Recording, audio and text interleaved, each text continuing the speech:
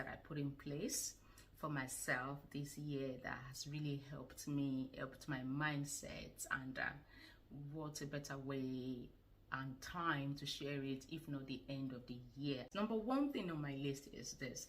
If you're close to me, you know that I don't joke with my faith.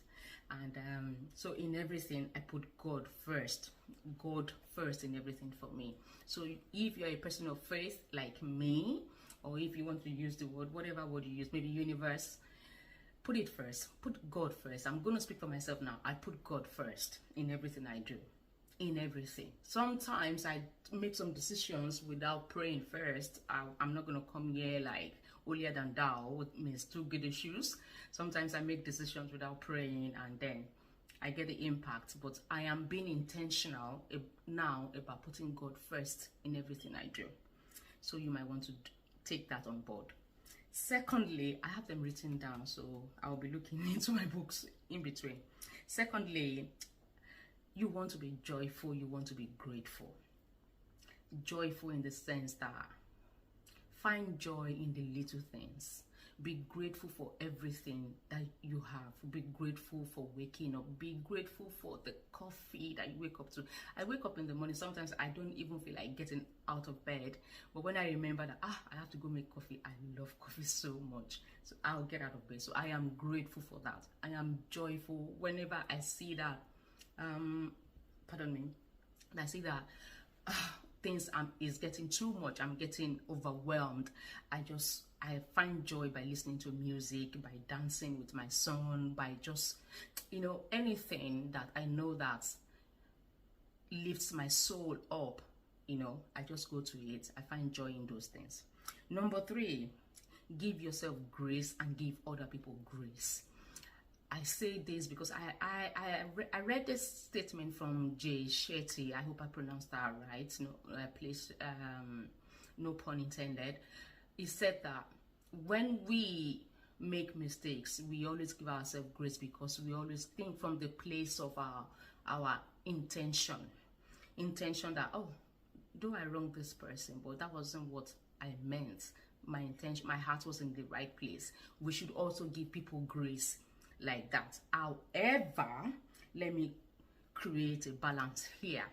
There are some people that you give grace and then they will take advantage of that. So you want to be able to identify what your triggers are. Let me give you an example of myself.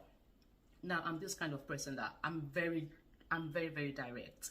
If you do anything that upsets me, I'm going to tell you, but I will be very careful with my choice of words, but I will tell you.